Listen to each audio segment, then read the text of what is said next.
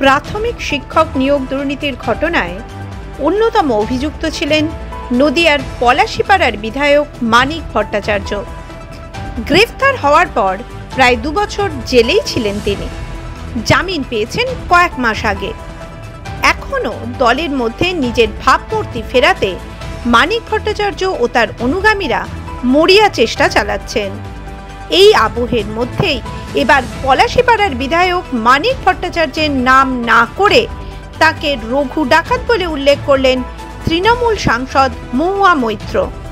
বুধবার নদিয়ার পলাশীপাড়া বিধানসভার বার্নিয়া এলাকায় এক কর্মী সম্মেলনে গিয়েছিলেন তিনি।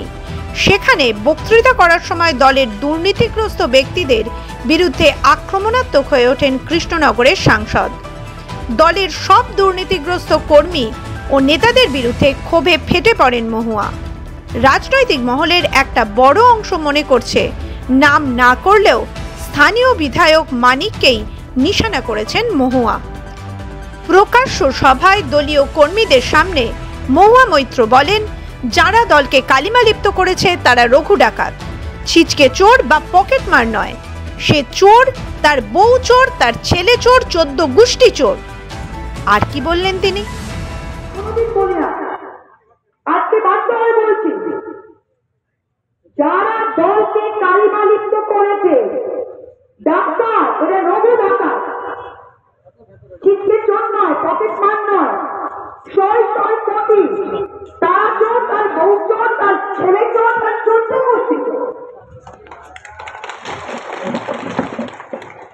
বাস্তব ঠিক বলছি, ভুল বলছি?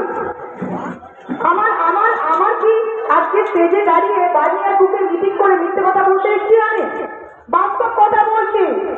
এই দলের আমি সৈনিক, মমতা ব্যানার্জির সৈনিক। যেই চোর ডাকাত, এই 2-3টে চোর ডাকাতের জন্য আমাদের সকলের দায় কাটবে। নিয়োগ দুর্নীতি কাণ্ডে রাজ্যে তৃণমূল কংগ্রেসের একাধিক নেতা মন্ত্রীর নাম সামনে আসে। 2022 সালের 21শে অক্টোবর রাতভর জিজ্ঞাসাবাদের পর ইডির হাতে গ্রেফতার হন প্রাথমিক শিক্ষা পর্ষদের তৎকালীন তথা বিধায়ক সভাপতি মানিক ভট্টাচার্য। পরে নিয়োগ দুর্নীতি মামলায় মানিক ভট্টাচার্যকে জিজ্ঞাসাবাদ করে সিবিআইও। শেষমেশ গত বছর 12ই সেপ্টেম্বর জামিনে মুক্তি পান মানিক। এবার তার এলাকায় গিয়ে দুর্নীতির বিরুদ্ধে সরব হলেন মহুয়া। পলাশীপাড়ায় দলীয় সভা থেকে কর্মীদের উদ্দেশ্যে আর কি বললেন কৃষ্ণনগরের তৃণমূল সাংসদ মহুয়া মৈত্র?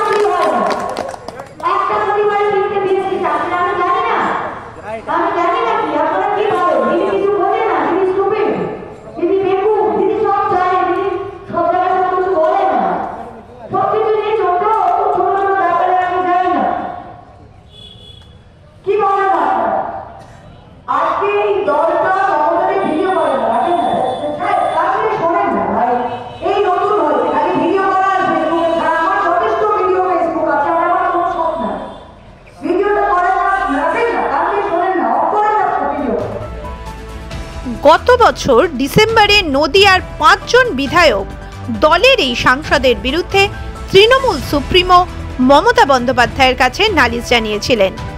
তালিকায় মানিক ভট্টাচার্যও ছিলেন। এবার তাঁর বিধানসভা কেন্দ্র পলাশীপাড়ায় গিয়ে তৃণমূল সাংসদ মহুয়া মৈত্র নিজের দলের বিধায়ক মানিক ভট্টাচার্যকে নিয়ে প্রকাশ্যে যে ধরনের বক্তব্য রাখলেন, তাতে দলের মধ্যে খেয়েই যে শুরু হয়ে গিয়েছে তা সাধারণ মানুষের কাছে জলের মতো পরিষ্কার। আর সাংসদের এই মন্তব্যের জেরে দলের মধ্যে মানিক ভট্টাচার্যের গ্রহণযোগ্যতা যে অনেকটাই কমল তা মনে করছেন রাজনৈতিক মহল। মাধ্যম নিউজ ব্যুরো।